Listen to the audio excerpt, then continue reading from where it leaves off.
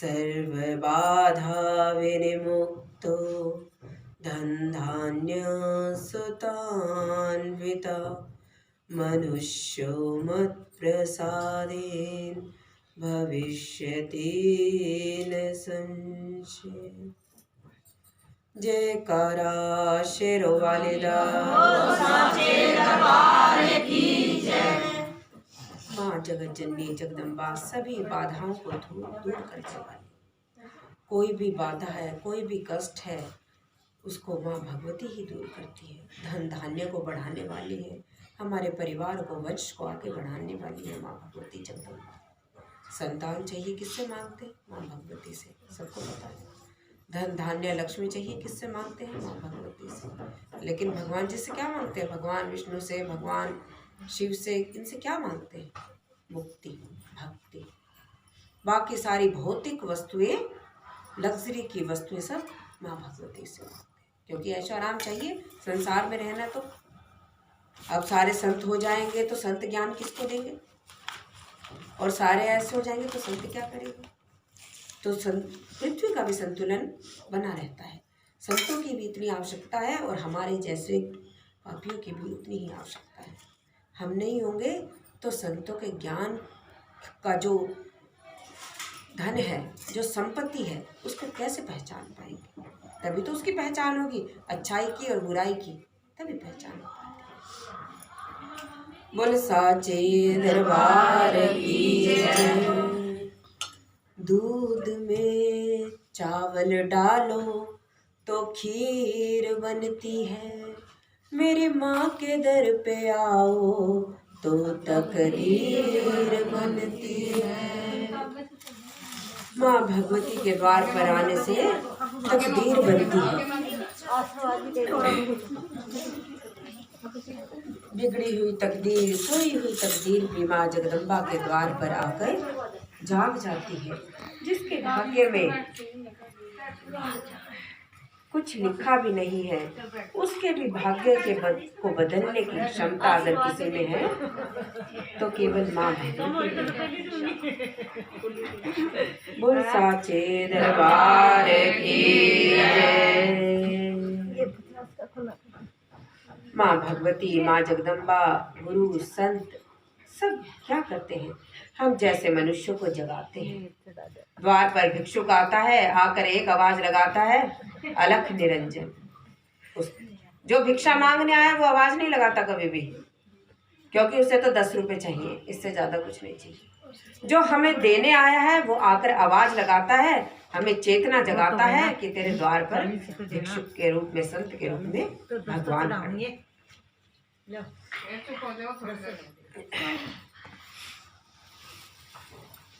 अब भिक्षुक द्वार पर आ गया है और हमारे भी तुरंत चेतना जाग जाती है। भिक्षुक द्वार पर खड़ा है, जाकर कुछ डाला।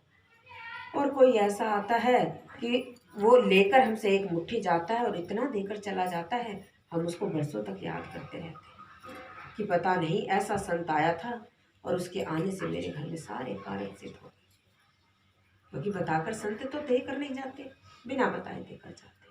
वो संत है, अलग जगाते हैं। बाकी अपने घर में भी बैठते हैं। अब हम भी हैं, हमने भी ये चोला धारण किया, लेकिन पूर्ण रूप से नहीं किया, क्योंकि कुछ जिम्मेदारियां हैं, वो भी निभानी आवश्यक है। और हमें पता है अगर हम 2 दिन 4 दिन एक ही काम पे बैठ जाए तो हम सब कुछ भूल जाएंगे, इतना भी हमें पता है। क्योंकि हमें तो 2 घंटे में ही सब कुछ याद नहीं रहता, भूल जाते हैं। घर भी है कुछ या परिवार भी है कुछ, सब कुछ भूल जाते। लेकिन कुछ जिम्मेवारियां हैं, जिम्मेवारियों से भागने का नाम संत बनना नहीं है।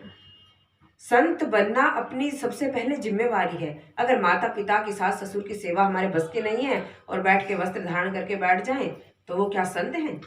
वो संत नहीं।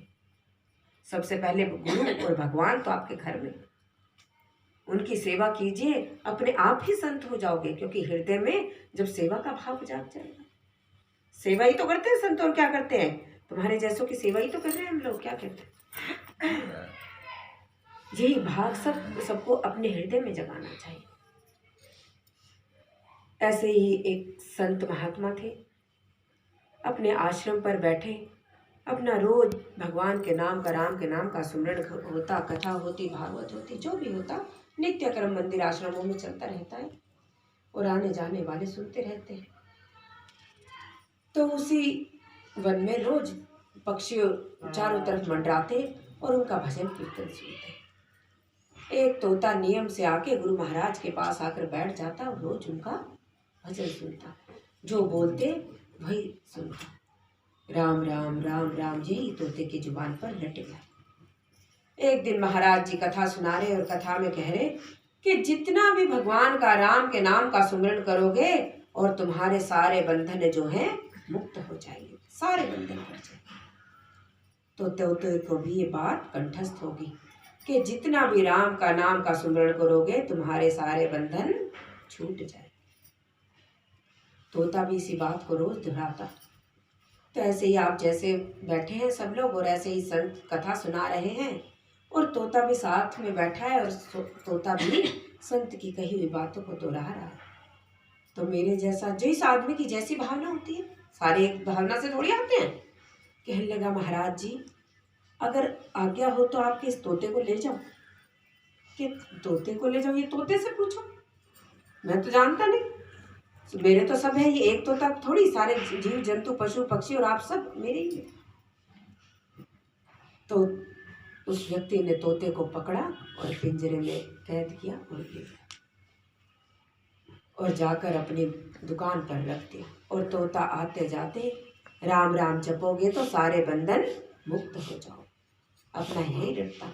और वो दिन रात सुनता रहता कि अब तो बड़ा आनंद हो गया, गुरु जी के पास जाना पड़ता था तो गुरु जी के वचन घर में ही सुनने को मिल जाते, कहीं जाना भी नहीं पड़ा। जैसी अपनी सुनता अपना रोज तोता भी यही बात दोहराए, राम राम जपना और सारे बंधन खुद मुक्त हो जाते हैं राम के जपने से। तो एक दिन ऐसे जपते हुए एक व्यक्ति दुकान पर सौदा लेने आया। उसने कहा कि अरे भाई ये तोता तुम्हारा बहुत अच्छा है, कहो तो मैं इस तोते को ले। कैसे कैसे दे दूँ, मैं बड़ी मुश्किल से लाया हूँ। कि तुम चाहो तो इसका मर्जी जितना दाम है। अगर 100 रुपये की तोते की कीमत थी तो उसके 1000 रुपये उसके सामने रखे। अब उसने कहा 1000 रुपये में तो तोते का सौदा कोई बुरा नहीं, कि पकड़ो तोता। अब उसने उसके लिए बहुत सुंदर पिंजरा बनाया और उस तोते को उस सुंदर से पिंजरे में बिठा।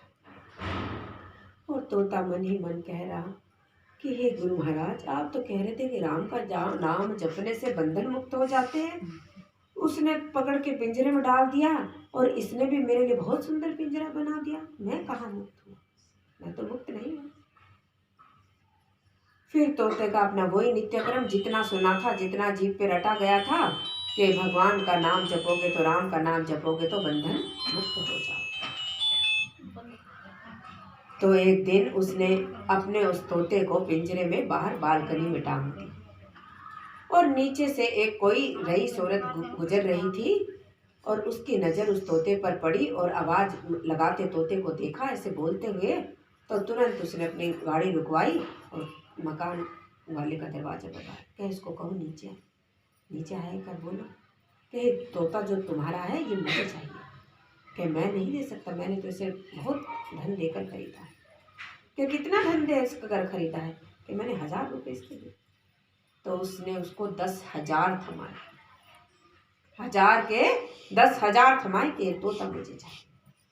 अब उसको लगा कि मैं तो कभी भगवान का सुमिरन नहीं करती, इतने नौकर चाकर घर में सब में इनमें ही अस्त व्यस्त रहती हूँ, कम से कम ये बोलेगा तो इसके लिया गया नाम राम का नाम मेरे कानों में तो पड़ेगा, कुछ तो मेरा उद्धार हो।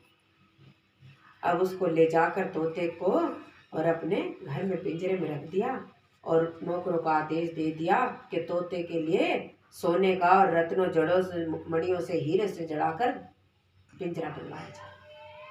और खूब सुंदर सोने का पिंजरा उसके लिए बनवा दिया जो हीरे रतन से जड़ा हो और तोते को उसके अंदर कैद। और तोता मन ही मन बहुत उदास कि महाराज मेरी मुक्ति का कोई साधन नहीं बताया, आप तो केवल बैठकर बस राम का भजन करते थे, यानी कि मिथ्या ही भजन करते थे, आपकी वाणी कोई सत्य नहीं। आप कहते राम का भजन करो तो बंधन मुक्त हो जाते हैं, मैं तो भजन ही कर रहा हूँ, मुझे तो और कुछ आता ही नहीं, हमेशा राम राम जपता हूँ और मेरे बंधन मुक्त नहीं। तो ऐसे सोचता सोचता तोता जो है आंख बंद कर लेता है और आंख बंद करता है। चेतना में, मस्तिष्क में आता है कि गुरु महाराज बैठे हैं और प्रवचन दे रहे हैं और गुरु महाराज कहते हैं, अरे मूर्ख, अब भी नहीं समझा, बंधन तो मुक्त हो जाएंगे, अब तू आंख बंद करे हुए। तो आंख बंद करने के साथ कुछ क्षण के लिए श्वास भी रोक ले जी, उसको चेतना आती है। तो तोता ऐसा ही करता है, आंख बंद करे रहता है और थोड़ी देर के लिए जो है श्वास रोक लेता है। उधर वो महिला जो है उसके लिए दाना पानी लेकर आती है कि तोता आंख बंद करके लेटा हुआ है, बेहोश हो गया, लगता मर गया, उठ नहीं रहा, ना दाना पानी खाए, ना हिलाए से हिल रहा।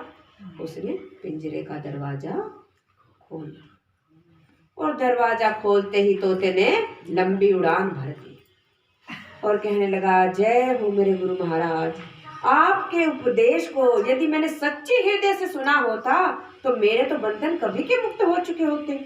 मैंने तो केवल कंठस्थ ही किया और कुछ नहीं किया। गुरु महाराज, यदि कोई आप उनके बताए हुए मार्ग पर सच्चे भाव से और सच्चे हृदय से सुनकर चलता है, अमल करता है, तो उसे तो कोई बंधन कभी बांध ही नहीं सकता।